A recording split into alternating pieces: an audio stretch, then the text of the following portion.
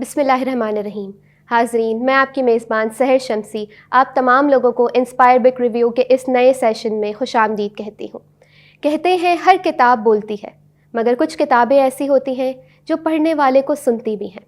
इसी उम्मीद के साथ आज का ये सेशन मबनी है IIS की एक मुनफरिद किताब मुस्लिम मॉडर्निटीज़ पे। ये किताब दरअसल मुश्तमिल है 9 अहम चैप्टर्स पे, जिसे तरतीब दिया है आपस में अमीन बी साजो ने।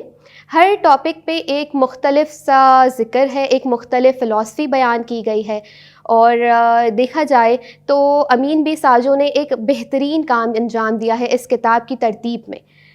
आज हमारे साथ मौजूद हैं यहाँ पे मोहम्मद अली सुहेल, जो इस किताब का ना सिर्फ एक मुताला पेश करेंगे बल्कि इस किताब में मौजूद अहम नुकात और पेचीदा ख़यालात की बड़ी आसान लफ्ज़ों में तशरीह भी देंगे। मोहम्मद अली, सबसे पहले तो मैं मशकूर हूँ आपकी कि आप आज इस सेशन में हमारे साथ आए और इस किताब की तशरीह की एक बड़ी अहम ज़िम्मेदारी आपने अपने सर पर ली। अली, सबसे पहले मैं आपसे ये पूछना चाहूँगी, इस किताब का उन्वान मुस्लिम मॉडर्निटीज़, ये लफ्ज़ मॉडर्निटी, इससे मुराद क्या है, इसकी तशरीह क्या है? मैं चाहूँगी कि आप हमारे व्यूवर्स को इस बात से सबसे पहले आगाह करें। सबसे पहले तो बहुत शुक्रिया सहर कि आपने इस किताब की एक बहुत ही खूबसूरत बिगिनिंग हमें बताई कि किताब की ओवरव्यू इटसेल्फ है क्या। सबसे पहले इस किताब का जो फाउंडेशन है, इस किताब का जो बेसिस है, वो मॉडर्निटी की बात करता है। और जैसे इस किताब का नाम है मुस्लिम मॉडर्निटीज़, तो मुस्लिम मॉडर्निटीज़ की बात जब अमीन बी साजू करते हैं और बाकी 6 राइटर्स जो हैं जो अपने चैप्टर्स प्रेजेंट करते हैं, उसके अंदर मुस्लिम मॉडर्निटीज़ की एम्फेसिस डाली गई है। तो आपने जैसे कि पूछा मुझसे कि ये लफ्ज़ मॉडर्निटी क्या है, इसका एक उर्दू तर्जुमा है, लेकिन कुछ स्कॉलर्स समझते हैं कि ये जो लफ्ज़ है मॉडर्निटी, ये अंग्रेज़ी का लफ्ज़ है और इसको उर्दू में ट्रांसलेट करना गलत होगा। इसका उर्दू तर्जुमा मैं बता देता हूँ, वो है जदीदियत। मॉडर्निटी इट्स जदीदियत, लेकिन उर्दू में इस लफ्ज़ का कोई मानी नहीं मिलता क्योंकि ये एक वेस्टर्न आइडिया है, एक वेस्टर्न हिस्टोरिकल पीरियड है। जहाँ तक बात आपके सवाल की, मॉडर्निटी एक टाइम पीरियड है, जैसे इंडस्ट्रियल रेवोल्यूशन, इनलाइटनमेंट, रेनेसांस एक टाइम पीरियड थे, एक हिस्टोरिकल टाइम पीरियड से, वैसे ही मॉडर्निटी एक टाइम पीरियड है। ये लफ्ज़ मॉडर्निटी, मोडोस, इसकी अगर एटमोलॉजी अगर हम देखें तो ये लफ्ज़ मोडोस से निकला है और मोडोस जो लैटिन इसका मीनिंग है वो है आज का वक्त, जस्ट नाउ, अभी अभी अभी। जैसे this is modus in Latin, ये मोडोस है, we are living in the present. और फिर मोडोस से ये लैटिन वर्ड आगे इवॉल्व किया मॉडर्नस के अंदर, जिसका फिर हमें आगे एवोल्यूशन मिलता है फॉर मॉडर्निटी। तो ये लफ्ज़ है मॉडर्निटी, ये एक टाइम पीरियड है जिसके अंदर बहुत सारी चीज़ें हमें नज़र आती हैं जो हुई। अब अगर आप पूछती हैं कि ये मॉडर्निटी का जो टाइम पीरियड था, इससे आगे हमें क्या मिला, आगे इससे हम क्या चीज़ समझते हैं, तो मज़े वाली बात ये है कि कुछ स्कॉलर्स कहते हैं कि मॉडर्निटी अभी भी जारी है, चल रही है। कुछ कहते हैं हम पोस्ट मॉडर्न टाइम पीरियड के अंदर दाखिल हो गए हैं। तो मॉडर्निटी एक टाइम पीरियड है और इसकी जो अहम बात वो ये है कि इस टाइम पीरियड के अंदर हमने अपने आप को पिछले जितने भी इंसान या पिछले जितने भी लोग आए हैं इस दुनिया में, उससे अपने आप को सबसे बेहतर करार दिया, जिसको हम टेम्पोरल सुपीरियरिटी कह सकते हैं कि टाइम में सबसे ज़्यादा सुपीरियर आज का इंसान, मॉडर्न इंसान जिसको हम कह सकते हैं। तो ये वर्ड बहुत ही एक, मेरे हिसाब से एटलीस्ट और इस किताब के हिसाब से एक बहुत ही अहम वर्ड है, क्योंकि आज दुनिया में जितनी भी फसादात हैं, जितने भी मसाइल हैं, जितने भी कॉन्ट्राडिक्शंस, कॉन्फ्लिक्ट्स हैं, वो कहीं ना कहीं हमें मॉडर्निटी के अंदर उसकी बेसिस मिलती है और जो आज हमें इलोंगेट होके मिलता है। तो ये आपने बहुत अच्छा सवाल पूछा कि ये जो मॉडर्निटी है, इसका मतलब बेसिकली है to be in the present, just now, आज का। तो that is what modernity is. लेकिन ये डेफिनेशन नहीं है मॉडर्निटी की। मॉडर्निटी को अलग अलग स्कॉलर्स अलग अलग तरीके से प्रेजेंट करते हैं। So there is no consensus as well on modernity. तो मैंने आपको थोड़ा घबरा दिया, लेकिन कोई बात नहीं. It's a very difficult. Even I am learning. अभी हम इसको पढ़ने की, समझने की कोशिश कर रहे हैं.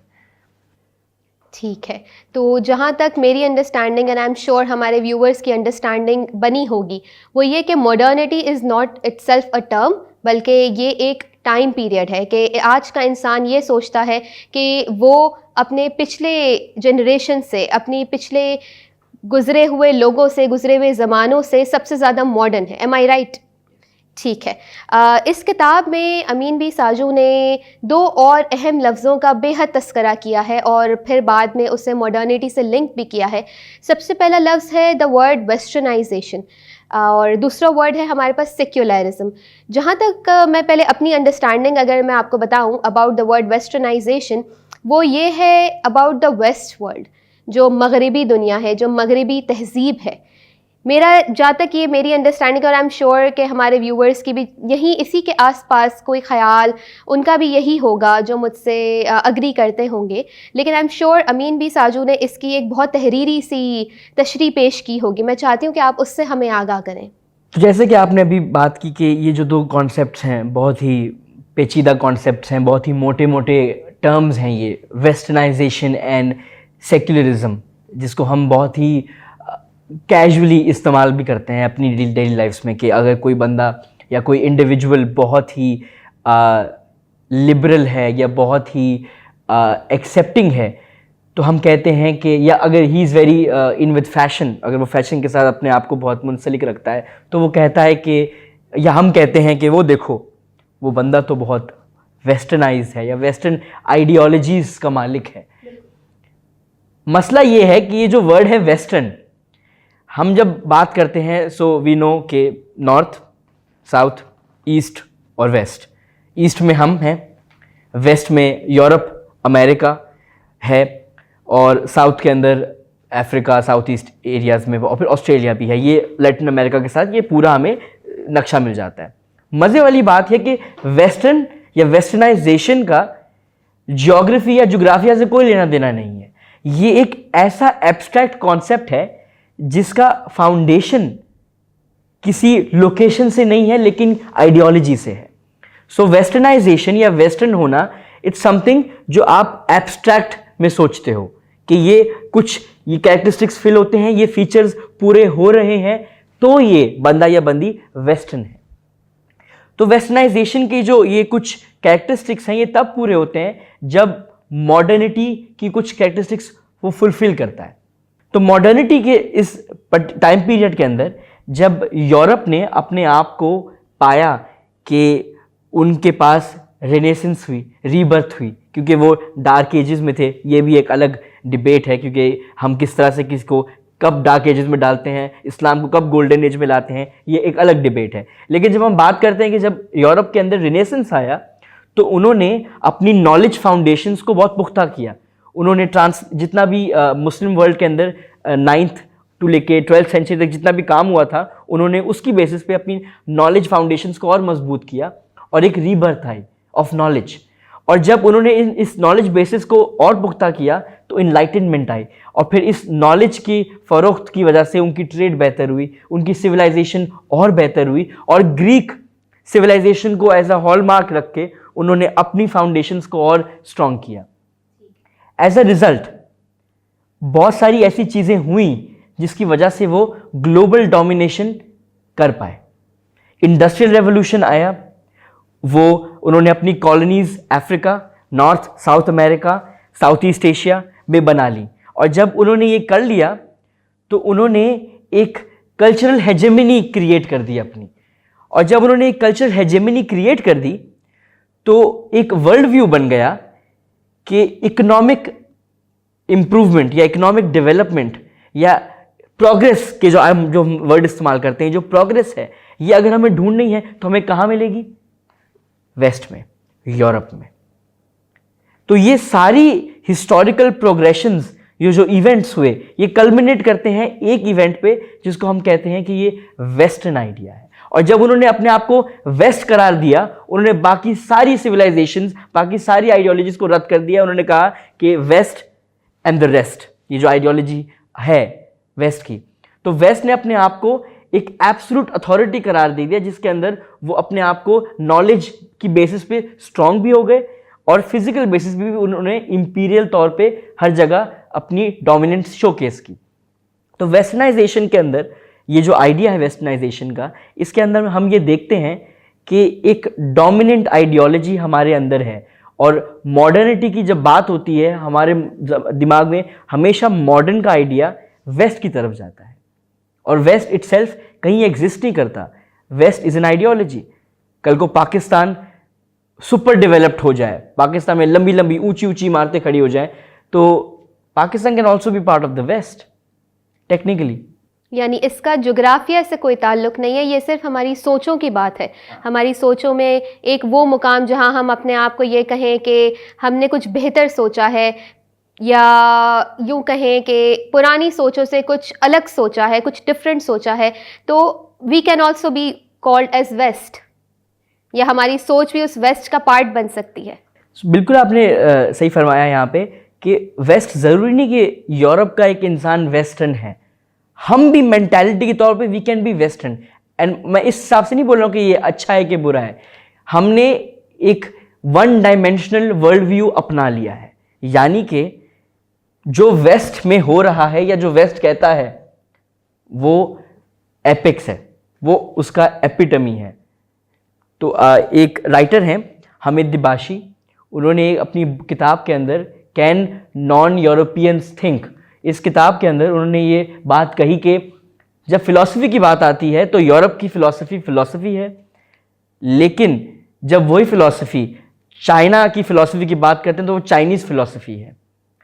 म्यूज़िक की बात की जाए तो म्यूज़िक यूरोप का म्यूज़िक है, लेकिन जब अफ्रीका की म्यूज़िक की बात आती है so that is ethno music, ethnomusiography, ethnomusicology. So उन्होंने हर चीज़ अपने हिसाब से उनकी पर्सपेक्टिव से ठीक है, लेकिन कहीं भी कल्चरल डाइवर्सिटी या कल्चरल डिफरेंस आता है तो वो एथनोसेंट्रिक हो जाती है, वो उस पर्टिकुलर एरिया की हो जाती है। सो वेस्टर्नाइजेशन का ये बहुत बड़ा मसला है कि वेस्टर्नाइजेशन ने अपने आप को सेंटर में रखा है और बाकी सारी चीज़ें पेरिफेरी हैं, बाकी सारी चीज़ें सेकेंडरी हैं। ठीक है, और अब बात करते हैं थोड़ी सी सेक्युलरिज्म पे कि इस लफ्ज़ से क्या मुराद है। अगेन हम वापस हिस्ट्री के अंदर आते हैं, क्योंकि सब कुछ यूरोप के अंदर हो रहा है। Europe is the centre of everything that has happened in the past 500 to 600 years. तो हम ये देखते हैं कि यूरोप के अंदर जब चर्च पावर में था, जब चर्च डोमिनेंट था, तो चर्च ने अपनी पावर एग्जर्ट की, और जब चर्च ने अपनी पावर एग्जर्ट की तो चर्च करप्ट भी हो गया। चर्च ने इकोनॉमिक पॉलिसीज़ देना शुरू की, चर्च ने बहुत सारी ऐसी रेगुलेशंस पास की जिसमें आप क्वेश्चन नहीं कर सकते थे। जो आज का हम एक्सट्रीम एटीट्यूड देखते हैं वो चर्च का भी था उस टाइम पे। लेकिन फिर जब रेफॉर्मेशन आई, जब चर्च की पावर टूट गई, जब चर्च डिवाइड हो गया, तो चर्च में कोई अथॉरिटी नहीं बची, चर्च की कोई से नहीं बची, कि चर्च की कोई इन्फ्लुएंस नहीं है अब सोसाइटी के अंदर। एज अ रिजल्ट स्टेट ने ये डिसाइड किया कि रिलीजन अब आपका प्राइवेट मैटर है, रिलीजन की कोई बात पब्लिक डोमेन या पब्लिक स्फीयर में नहीं होगी। As a result religion transform हो गया एक private affair rather than a public affair. और इस फिनोमिनन को एटलीस्ट इस किताब में हम कहते हैं सेक्युलरिज्म, कि religion is your private matter and not to be discussed in the public sphere. ठीक है, तो बहुत अच्छे से आपने जो है सेक्युलरिज्म और वेस्टर्नाइजेशन का कॉन्सेप्ट हमें और हमारे व्यूअर्स को समझाया है। अब मैं आपसे ये जानना चाहूँगी कि अमीन बी साजू ने इस किताब में मॉडर्निटी के कुछ थीम्स डिफ़ाइन किए हैं और वेस्टर्नाइजेशन एंड सेक्युलरिज्म उनमें से एक है। मैं जानना चाहूँगी कि बाकी और क्या ऐसे थीम्स हैं जो कि हमें मॉडर्निटी को बेहतर समझने में हमारी मदद करते हैं। तो डॉक्टर साजू ने इस किताब के अंदर बहुत ही एक, मैं बोलना चाहूँगा किस तरह से बोला जाए, एक बहुत ही एक सिंपलिस्टिक आइडिया दिया है हमें मॉडर्निटी का। मॉडर्निटी एक बहुत कॉम्प्लेक्स कॉन्सेप्ट है, अभी हम यही डिस्कस कर रहे हैं कि मॉडर्निटी अलग अलग जगहों पे अलग अलग लोगों के लिए डिफरेंट मायने रखता है। लेकिन डॉक्टर साजू ने इसको बताया गया है कि अकॉर्डिंग टू द वेस्ट, जो वेस्टर्न मॉडर्निटी है उसके कुछ फाउंडेशंस हैं, उसके कुछ पिलर्स हैं जिसके ऊपर हम मॉडर्निटी को देखते हैं। तो वो जो पिलर्स हैं वो बेस करते हैं पहला तो रैशनलिज्म में। डॉक्टर साजू मेंशन करते हैं कि max weber who is a sociologist, German sociologist, वो कहते हैं कि रैशनलिज्म बेसिस था मॉडर्निटी का। और रैशनलिज्म इन द सेंस कि इंडिविजुअल्स या सोसाइटी ने रैशनली सोचना शुरू किया। और यहाँ पे हमें मॉडर्निटी की एक वीक पॉइंट भी नजर आता है कि मॉडर्निटी के दौरान बहुत सारी ऐसी चीजें हो रही हैं जो पहले कभी नहीं हुई, ऐसा वेस्ट कहता है। रैशनलिज्म आया, डेमोक्रेसी अचानक से आई, ये सारी चीजें मॉडर्निटी के हिसाब से उस दौरानिया के अंदर हो गई, उससे पहले नहीं हुई, जो कि थोड़ा सा it sounds a bit fishy. ऐसा कैसे हो सकता है? इस्लाम के अंदर भी राइट्स, जब प्रॉफिट की आखिरी हज था, पहला और आखिरी हज, प्रॉफिट ने मेंशन किया था कि एवरीवन हैज राइट्स।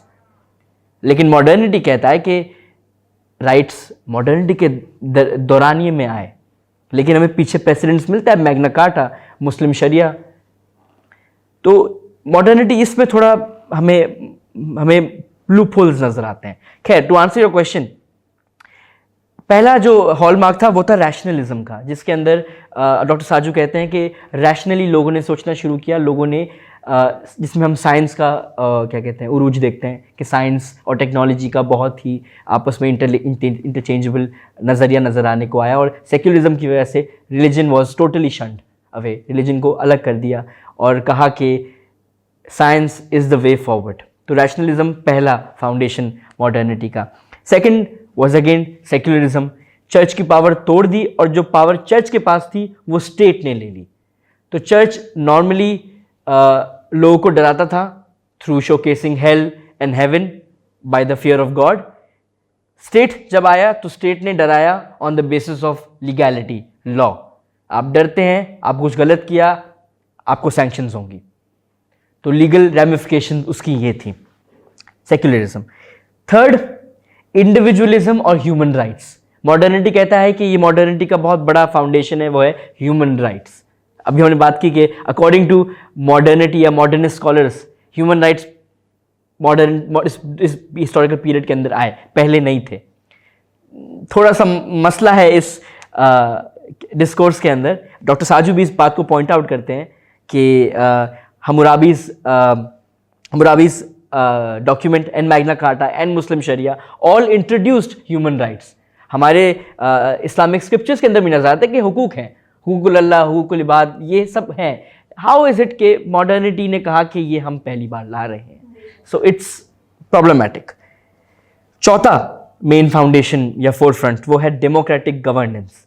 तो जब मॉडर्निटी आई तो नेशन स्टेट्स बन गए। जब नेशन स्टेट्स बन गए तो नेशन स्टेट्स की एक और रिक्वायरमेंट थी कि आपको लोगों के साथ ट्रांसपेरेंट होना है, लोगों को पता होना चाहिए कि गवर्नमेंट क्या कर रही है और लोगों को आप अकाउंटेबल हो। बिल्कुल। तो ये मॉडर्निटी का एक और कैरेक्टरिस्टिक था कि आप लोगों के अकाउंटेबल हो और एक डेमोक्रेटिक गवर्नेंस चलेगी, जो कि हम अभी तक वेट कर रहे हैं कि चलेगी, चलती नहीं है unfortunately. And finally globalism. Amin bin Sajoo कहते हैं कि मॉडर्निटी का जो सबसे मेजर कंपोनेंट था वो ये था कि जब वेस्ट या यूरोप ने कॉलोनियल कॉन्क्वेस्ट किया, नॉर्थ अमेरिका गए, साउथ अमेरिका गए, अफ्रीका गए, साउथ ईस्ट एशिया आए, मिडिल ईस्ट गए, तो उन्होंने वहाँ पे कॉलोनीज बना ली और वहाँ पे इकोनॉमिकली एक्सप्लॉइट किया। स्लेव ट्रेड हुई, वर्ल्ड वॉर 1 वर्ल्ड वॉर 2 हुई, लेकिन जितने भी रिसोर्सेज थे इन कॉलोनीज से वो सब अक्यूमुलेट करके वापस यूरोप गए, जिसकी वजह से यूरोप में इंडस्ट्रियल रेवोल्यूशन आया और यूरोप में फिर इकोनॉमिकली एडवांसमेंट हुई, प्रोग्रेस आई। जब ये हुआ तो दुनिया एक तरह से कनेक्टेड हो गई। क्यों? क्योंकि कॉलोनियल एक फाउंडेशंस थी हमारी यूरोप की। तो इंडिया के अंदर ब्रिटिशर्स आए, पोर्चुगीज आए, फ्रेंच आए। अफ्रीका के अंदर जर्मन, डच, पोर्चुगीज, ब्रिटिशर्स आए। नॉर्थ साउथ अमेरिका के अंदर स्पेनिश, ब्रिटिशर्स, फ्रेंच, पोर्चुगीज सब आए। तो ये जब सब कॉलोनाइज हो गए और जब कॉलोनाइज होने के बाद इनके साथ बहुत बुरी हरकत हुई, एट्रोसिटीज हुई, मास जेनोसाइड हुआ, इनके रिसोर्सेज लूटे गए और वापस यूरोप लेके गए। तो कहीं ना कहीं स्लेव ट्रेड की वजह से भी हम सब कनेक्ट हो गए। और जब कनेक्शन बिल्ड हुआ तो एक आइडिया मिला हमें ऑफ ग्लोबलिज्म कि एक कनेक्शन है और जिसकी वजह से बाद में हमें ग्लोबलाइजेशन का एक आइडिया मिलता है। और फिर जब नेशन स्टेट्स बन गए तो हम सब ये कनेक्शन की वजह से हम देखते हैं कि दुनिया आपस में कम्युनिकेट कर पाई, इंस्टेंटेनियस कम्युनिकेशन हमें मिली। तो ये एक हॉलमार्क है मॉडर्निटी का। मसला सारा ये है इन सारी डिस्कशन से डॉक्टर साजू बहुत ही क्लियरली कहते हैं कि मॉडर्निटी में हम जो एक्सपेक्ट करना चाहते हैं कि हम देखना चाहते हैं कि बड़ी बड़ी बिल्डिंगें हों, अच्छा खासा इंफ्रास्ट्रक्चर हो, ह्यूमन राइट्स मिले। लेकिन डॉक्टर साजू कहते हैं कि मॉडर्निटी का जो सबसे अहम कंपोनेंट है वो ये है कि मॉडर्निटी ने आपकी इंटरनल एसेंस बदल दिया। ड्यूरिंग द इनलाइटनमेंट फेज इंसान की जो जुस्तजू थी वो थी बाहर, इंटरनल जुस्तजू थी। इंसान को अपना पर्पस ऑफ लाइफ ढूंढना था, तो वो इनवर्ड देखता था, इंट्रिंसिक सेटिस्फैक्शन फाइंड करने की कोशिश करता था। लेकिन जब मॉडर्निटी का एडवेंट आया, जब मॉडर्निटी का ये हिस्टोरिकल पीरियड आया, तो हमने ये इंट्रिंसिकनेस छोड़ के हम एक्सट्रिंसिक मोटिवेशन की तरफ चले गए, बाहर की तरफ चले गए। इसका एक और तरीका भी है समझने का कि जब चर्च पावर में था तो एक थियोसेंट्रिक वर्ल्ड व्यू था। थियो एज इन गॉड, थियोसेंट्रिक यानी एक ऐसा वर्ल्ड व्यू जिसमें religion and God and spirituality was in the centre. हम उसकी बेसिस पे अपना वर्ल्ड व्यू सेट करते थे। लेकिन जब चर्च टूटा, रेफॉर्मेशन आई और सेक्युलरिज्म आ गई सोसाइटी के अंदर, तो इंसान एक थियोसेंट्रिक वर्ल्ड व्यू से एक एंथ्रोपोसेंट्रिक वर्ल्ड व्यू की तरफ राग़िब हो गया। एंथ्रो मीन्स मैमल, इंसान भी कहते हैं। सो एक ह्यूमन बेस्ड मोटिवेशन मिल गई कि इंसान सेंटर है और इंसान की प्रोग्रेस, इंसान की एडवांसमेंट ही हमारा एजेंडा है। तो मॉडर्निटी ने ये चीज़ कर दी। इसकी वजह से हमें अलग अलग आइडेंटिटीज़ मिल गई। हमने बहुत कॉम्प्लिकेटेड चीज़ों को बहुत ही सिंप्लीफाई कर दिया, और अच्छी सेंस के अंदर सिंप्लीफाई नहीं किया, बुरी सेंस के अंदर सिंप्लीफाई किया। किस तरह से? बहुत सारी डिफरेंट डाइवर्सिटी मिलती है हमें कल्चर्स की, उस डाइवर्सिटी को हमने होमोजेनाइज कर दिया। तो Islam for example is a very big religion with different identities अंदर ही अंदर। उस इस्लाम को हमने कह दिया द मुस्लिम वर्ल्ड, तो हम सब होमोजेनाइज हो गए, तो एक हो गए। अच्छी सेंस के अंदर नहीं, ऑल्दो तो मुस्लिम उम्मा एक ही होनी चाहिए, लेकिन बाहर वाले के लिए हम इस्लामिक या एक मुसलमान एक ही है। चाहे फिर वो मुसलमान है जो एक्सट्रीमिस्ट है, या वो मुसलमान है जो he is a tolerant person जिसको कोई मसला नहीं है, डे टू डे लाइफ जीता है वो। तो इस होमोजेनाइजेशन की वजह से बाइनरीज क्रिएट हो गई, good bad, capitalist non capitalist, modern traditional. तो ये बाइनरीज क्रिएट हो गई। ऐसा होना नहीं चाहिए था, और इन बाइनरीज की क्रिएट होने की वजह से बहुत सारी प्रॉब्लम्स क्रिएट हो गई। और हम देखते हैं कि जहां जहां डीकोलोनाइजेशन हुई, जहां पे हम भी एक पोस्ट कॉलोनी है, हम देखते हैं कि जब ब्रिटिशर्स लेफ्ट, इस एरिया में क्या हुआ? पार्टीशन हो गया, हमारे आपस में सेक्टेरियन डिवाइड हो गए, इतने सारे इश्यूज हुए। तो देयर इज सम प्रॉब्लम जो कि मॉडर्निटी की वजह से हमें देखना चाहिए और उस चीज को आइडेंटिफाई करना चाहिए। तो डॉक्टर साजू इस बात को बहुत ही इंपॉर्टेंटली मेंशन करते हैं। तो अगर हम इसको क्या यूं कह सकते हैं कि ये मॉडर्निटी का एक नेगेटिव एस्पेक्ट हुआ, या मॉडर्निटी को जिस डायरेक्शन में जाना चाहिए था वो उससे ज़रा सा हट गई? क्या हम इसको यूं कह सकते हैं? तो जैसे कि अभी आपने पूछा मुझसे कि ये मॉडर्निटी का नेगेटिव इम्पैक्ट क्या है, तो नेगेटिव इम्पैक्ट तो बहुत सारे हैं, हमें नज़र आते हैं। लेकिन एक चीज़ हमें वापस समझ लेनी चाहिए, जैसे हम अभी थोड़ी देर पहले ही डिस्कस कर रहे थे ये बात, कि मॉडर्निटी एक टाइम पीरियड है, और टाइम पीरियड की नेगेटिविटीज़ अगर हम निकालने बैठेंगे तो वो तो हर टाइम पीरियड की कोई ना कोई नेगेटिविटीज़ हमें मिलेंगी। चाहे फिर वो इस्लाम का गोल्डन एज हो, that is also a time period, या डार्क एजेस हो, या रेनेसेंस हो, नेगेटिविटीज़ तो हमें मिलेंगी। एक्चुअल यहाँ पे सवाल ये आता है कि मॉडर्निटी ने इंसान का पर्सपेक्टिव किस तरफ से चेंज कर दिया, किस तरह से चेंज कर दिया, जिसकी वजह से वो पिछले जितने भी इंसान आए हैं उससे अलग था। डॉक्टर साजू इस किताब में मेंशन ये करते हैं कि हमारा आउटलुक या हमारा जो नज़रिया है अपने आप के साथ, वो ये है कि हम प्रोग्रेस के पीछे गामज़न हैं। अगर आप कहते हैं उसको, हम प्रोग्रेस के पीछे जाते हैं। और हम, मसला ये है कि प्रोग्रेस का मसला नहीं है कि हम प्रोग्रेस की तरफ जा रहे हैं, हम किस चीज़ को प्रोग्रेस कहते हैं। मसला ये है कि what we call progress is the actual issue, जो है जिसको हमें अंडरस्टैंड करना चाहिए। मॉडर्निटी ने हमें ये बता दिया कि जो प्रोग्रेस है या जो डेवलपमेंट है या जो इन्हांसमेंट है वो आपको इस तरीके से करनी है, और वो आज के ज़माने में कैपिटलिस्टिक है, यानी मोर बेटर प्रॉफिट्स, चाहे फिर आपने इन्वायरमेंट या सोसाइटी या कल्चर को की कॉस्ट पे वो अचीव की। तो मॉडर्निटी के अंदर, जो कि डॉक्टर साजू बहुत ही क्लियरली कहते हैं कि हमारा जो रिलेशनशिप है टाइम के साथ वो बहुत ही अहम है। हम, जैसे मैंने बिल्कुल स्टार्टिंग में कहा था कि हमारा जो पर्सपेक्टिव था वो ये था कि हम पिछले सारे लोगों से बेहतर हैं। पहले के टाइम पे अगर देखा जाए, प्री मॉडर्न जो ज़माना है या प्री मॉडर्न जो पीरियड है, उसके अंदर इंसान अपने आप को कंपेयर नहीं करता था पिछले इंसान से, वो अपनी लेगेसी को, अपनी हेरिटेज समझ के उससे सीखता था। लेकिन मॉडर्न इंसान जो है वो अपने आप को बेस्ट वर्जन कहता है इंसानियत का, कि we are the best version of the so called human race, हम सबसे बेस्ट हैं। और इस रिलेशनशिप की वजह से हमने हमारे लिए, हमारे एक्सपेंस पे हमने बहुत सारी डिस्ट्रक्शंस कॉज की हैं। वो डिस्ट्रक्शंस किस तरह की हैं? इकोलॉजिकल डिस्ट्रक्शंस, हमने एनवायरनमेंट को बहुत नुकसान पहुंचाया हमारे डेवलपमेंट के लिए, हमारी प्रोग्रेस के लिए, सो कॉल्ड प्रोग्रेस के लिए हमने एनवायरनमेंट को बहुत नुकसान पहुंचाया। सेकेंडली, हमने अपने अंदर ही बहुत सारी डिविजन्स क्रिएट कर ली।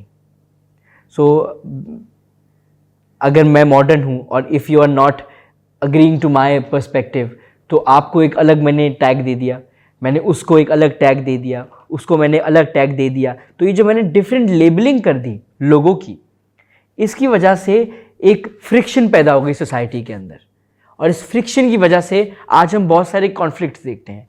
मैं ये नहीं कह रहा कि मॉडर्न पीरियड से पहले इश्यूज़ नहीं थे, इश्यूज़ थे, लेकिन आजकल के जो इश्यूज़ नज़र आते हैं हमें, उनकी जो सीड्स थे वो बहुत सारे कॉलोनियल कॉन्क्वेस्ट के अंदर नज़र आते हैं हमें, या यूरोपियन एस्केपेड्स के अंदर नज़र आते हैं, जो कि मॉडर्निटी के अंदर बहुत ही वाज़ेह हैं।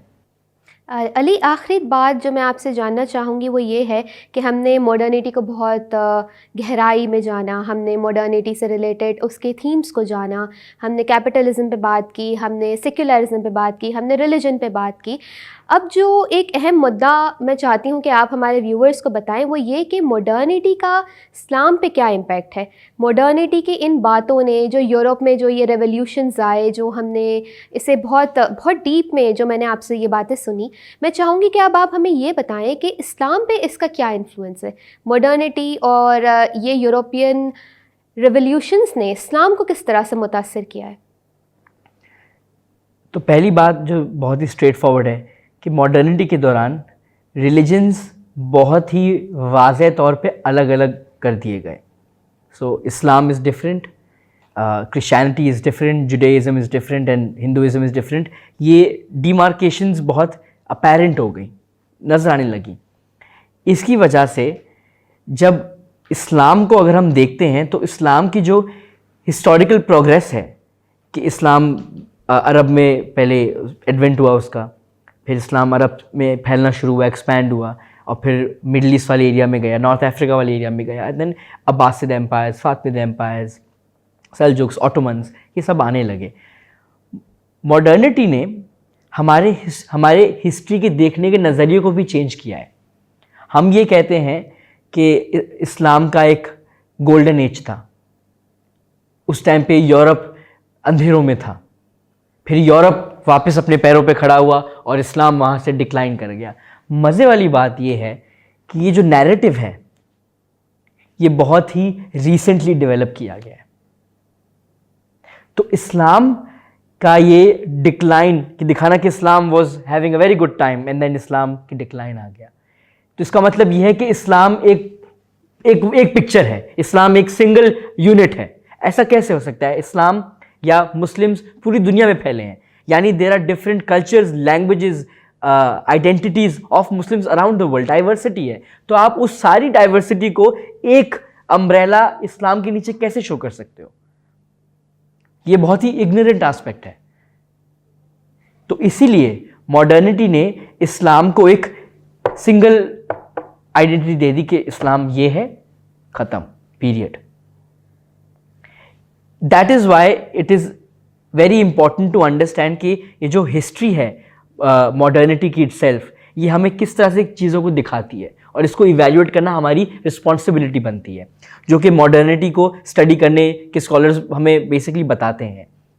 अभी जो हमने जितना भी बात डिस्कशन की यहाँ पे, उससे एक बात ये वाज़े पता चलती है हम सबको कि मॉडर्निटी इटसेल्फ एक ऑन गोइंग एंडेवर है अंडरस्टैंड करना कि ये हिस्टोरिकल पीरियड में क्या हुआ, इसके रिप्रकशंस या इसके जो नताइज थे वो आज के ज़माने में हमें किस तरह से मिलते हैं। तो ये अंडरस्टैंड करना बहुत ही ज़रूरी है। इसलिए ये किताब में जो डेफिनेशन दी है मॉडर्निटी की, वो भी डॉक्टर साजू ने किसी और की प्रेजेंट की है एज रेफरेंसिंग कि ये वन पर्सपेक्टिव है मॉडर्निटी का। और सहर, मॉडर्निटी का जो हमें आइडिया है, जो हमने स्टार्टिंग में बात की कि वेस्टर्न मॉडर्निटी का हम लोग हवाला देते हैं सबको कि ये मॉडर्निटी ही एक्चुअल मॉडर्निटी है। मज़े वाली बात है, इस किताब में लिखा है कि अलग तरह की मॉडर्निटीज एग्जिस्ट करती हैं। तो एक है वेस्टर्न एक्सपीरियंस ऑफ मॉडर्निटी, जिसके अंदर rationalism, democracy and human rights वो है। लेकिन दुनिया के अलग अलग हिस्सों में अलग अलग तरह की मॉडर्निटीज नजर आई हमें।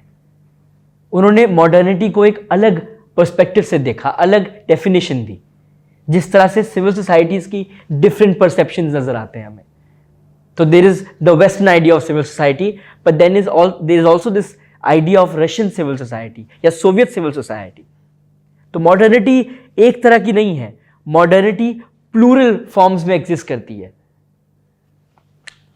Thank you so much Ali. और बस इसी आखिरी बात के साथ हम अपने इस सेशन को इख्तिताम की तरफ ले जाते हैं। मुझे नहायत ही अफसोस के साथ ये कहना पड़ रहा है कि इस इतनी इंटरेस्टिंग गुफ्तगू, इस दिलचस्प गुफ्तगू का इख्तिताम किसी न किसी मोमेंट पर ये होना ही था। बट मैं अपने व्यूवर्स से बहुत उम्मीद करती हूँ कि अली ने जो हमें ये तशरीह पेश की है इस किताब को इतने आसान लफ्ज़ों में और इतने दिलचस्प लफ्ज़ों में हमारे सामने जो इस किताब का ख़ुलासा पेश किया है, इससे आप सब ज़रूर इस्तिफ़ादा हासिल करेंगे और इस किताब में मौजूद इल्म के ख़जानों को ज़रूर इस किताब को पढ़ के उन ख़जानों को ढूंढ निकालेंगे। इंशाल्लाह फिर हाज़िर होंगे आपके सामने एक नए सेशन के साथ, एक नई किताब के साथ। तब तक के लिए अपना बहुत ख्याल रखिएगा और दुआओं में याद रखिएगा। खुदा हाफ़िज़।